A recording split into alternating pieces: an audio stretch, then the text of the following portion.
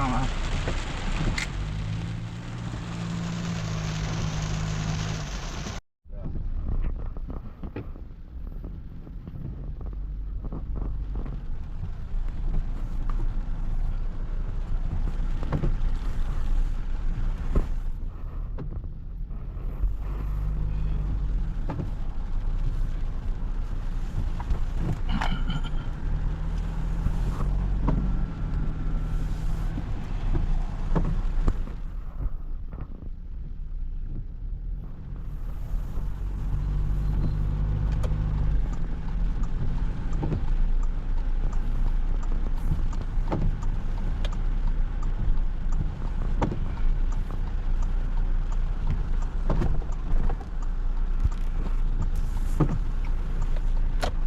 มาเลเซีย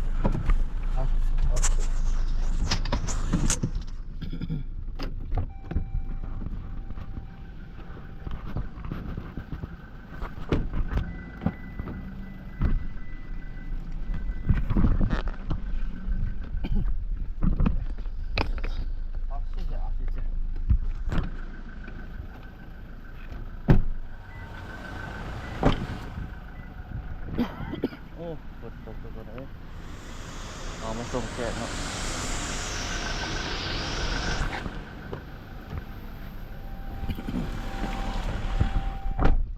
สบายดีทุกคนเลยสบายดีตอนเช้ามื้อนี้ที่12เนาะ12 เดือน 5 2026ทุกคนฝนตกเลยตอนเช้านี้แต่ว่าเข้ามาเขตสนามบินนี่บ่ตกแฮงเมื่อกี้อยู่เขตสังเจียงตกแห้งอันนี้เขามาส่งแขกแต่ว่าแขกลงแล้ว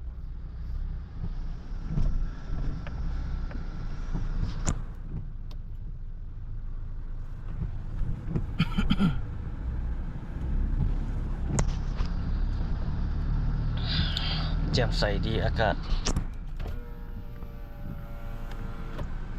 ฝนตกใส่ต้นไม้ใบหญ้าเนาะ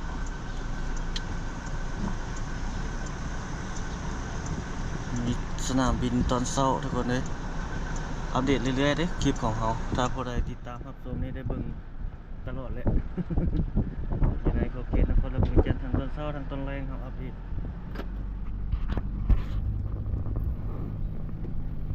เรื่องนี้แล้วก็ไปอัปเดตอีกตอนเช้าเห็นบรรยากาศดีๆก็อัปเดตถ่ายทำให้ทุกท่านได้เบิ่งได้ชมนำเรื่อยๆนี่มีอเมซอนอยู่นี่นะมากินอเมซอนเขียวดีต้นไม้ใบหญ้าเนาะเมืองเราบ้านเฮาเป็น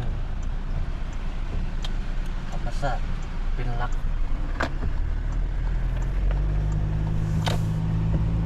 สีเขียวหลายบ้านเฮาสีเขียวยังหลาย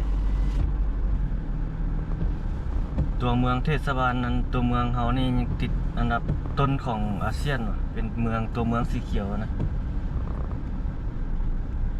มันยังบ่ทันมีตึกสูงหลายมีต้นไม้สีเขียวหลายนะความหมาย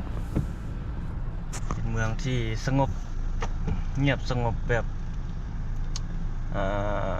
มันบ่มีความวุ่นวายหลายเกินไปนะเป็นจุดหมายปลายทางของนักท่องเที่ยวหลายๆประเทศที่เพิ่นเข้ามาเที่ยวบ้านเราเรียบง่ายคนบ้านเฮาเนาะแต่ถ้าบ่ว่าแต่อยู่จุดใดเนาะใส่ถ้ารักษาความสะอาดไปอีกแห้งสิคักบ้านเฮาเนาะแล้วก็อันที่สองมาก็พ่อค้าแม่ค้าบ่เอาเปรียบนักท่องเที่ยวมันอย่างประมาณนี้นะนักท่องเที่ยวแห้งมาหลายทุกมื้อนี้จีนเข้ามาหลายแขกทัวร์จีนเข้ามาหลายบ้านเฮาแขกทัวร์จีนนี่เข้ามาหลายเลย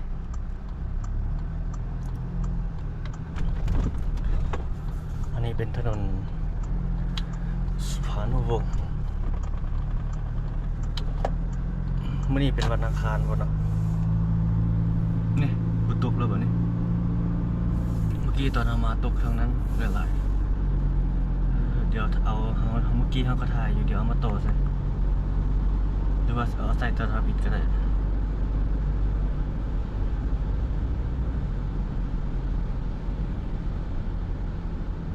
ภาพสดๆมื้อนี้เด้อทุกคนนะตอน นี้ประมาณ8 โมงครึ่ง9 โมงยัง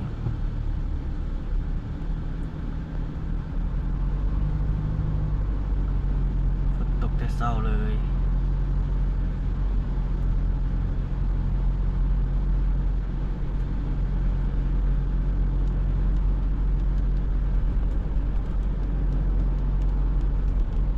เขตบ้านวัดไตใหญ่ท่าเขียนไปเขียนป้ายแค่ทางหน้าตกแห้งตกก้อนเพื่อจุดใดนั้นแห้งแล้วตกหลายแค่นี้ตกแห้งเลยไข่ทางหน้าตกแห้งที่เขาถ่ายมาอยู่ไข่ทางนั้นไปสังเกตบนแก้วรถเดี๋ยวนี้ว่าฝนหลายจิดนี่ใครนั่นเห็น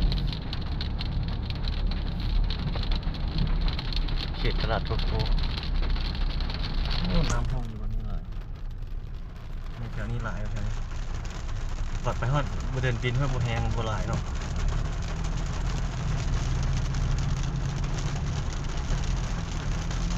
ในแถวนี้หลายแถวนี้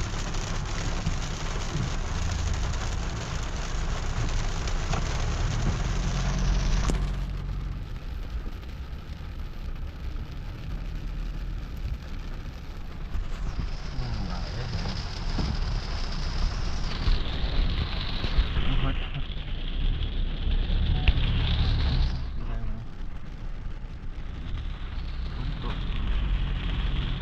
แม่นรถมันบุกปัดปัดบ่ลงหน้าฝนตก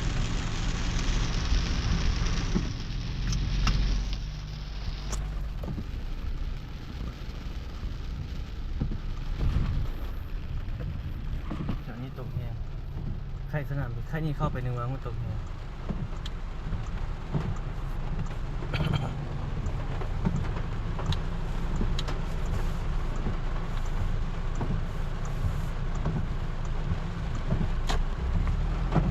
ปึ๊บ